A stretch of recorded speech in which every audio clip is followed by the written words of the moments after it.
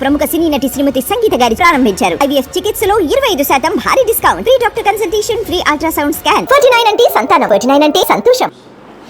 సాధారణంగా ప్రకృతి వైపరీత్యాలు వచ్చినప్పుడు మనం అంటే వరదలు కావచ్చు, తుఫాన్లు కావచ్చు, పిడుగుపాటు కావచ్చు, ఇలాంటివి ఏవైనా సరే సో ఇన్సూరెన్స్ చేసుకున్న వాటిని ఇన్సూరెన్స్ కంపెనీలు చెల్లించవు. ఇది మనం మొన్న కూడా మాట్లాడుకోవటం జరిగింది. యాక్ట్ ఆఫ్ గాడ్ అనేటువంటి పేరుతోటి ఈ వరదల కారణంగా దెబ్బతిన్నటువంటి వాహనాలకు ఇన్సూరెన్స్ క్లెయిమ్లు ఇవ్వకపోవచ్చు. సో దీనికి సంబంధించే ప్రభుత్వం వారితో చర్చలు జరుపుతుంది అని.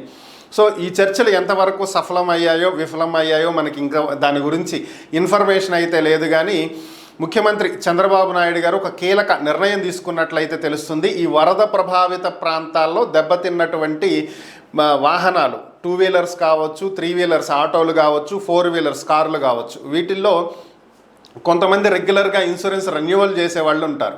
సో ప్రభుత్వం మాట్లాడుతుంది కాబట్టి ఎలా అయినా ఇన్సూరెన్స్ కంపెనీలతోటి ఎంతో కొంత క్లెయిమ్ ఇప్పిస్తుంది, దాంట్లో నో డౌట్. కానీ ఇన్సూరెన్స్ చెయ్యనటువంటి వాళ్ళు ఉంటారు కదా, సో రెన్యువల్స్ చేయించుకున్నటువంటి వాళ్ళకి ఇబ్బంది కలిగేటువంటి అవకాశం ఉంటుంది. సో దాని గురించే ఇప్పుడు ప్రభుత్వం ఒక నిర్ణయం తీసుకోవటం జరిగింది.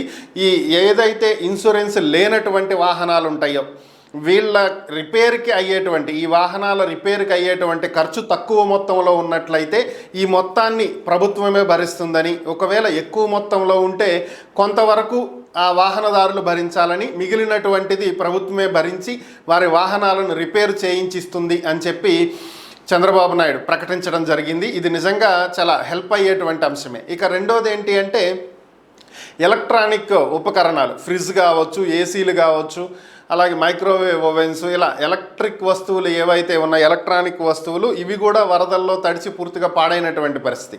వీటిని రిపేర్ చేయటం కోసమే ప్రత్యేకంగా ఆ కంపెనీలతో మాట్లాడుతున్నటువంటి పరిస్థితి. ఎలక్ట్రానిక్ ఉపకరణాలకు సంబంధించినటువంటి కంపెనీలు LG, hire, Samsung, Samsung, Videocon, ఇలా అనేక రకాల కంపెనీలు ఉన్నాయి కదా, వీళ్ళందరితో కూడా చర్చలు జరుపుతున్నారు. సిఎస్ఆర్ ఫండ్స్ ఉంటాయి కాబట్టి కార్పొరేట్ సోషల్ రెస్పాన్సిబిలిటీ కింద ఈ సంస్థలకు ఉండేటువంటి నిధులను వీటికి కేటాయించాలి అని చెప్పి చంద్రబాబు పిలుపునివ్వటం జరిగింది.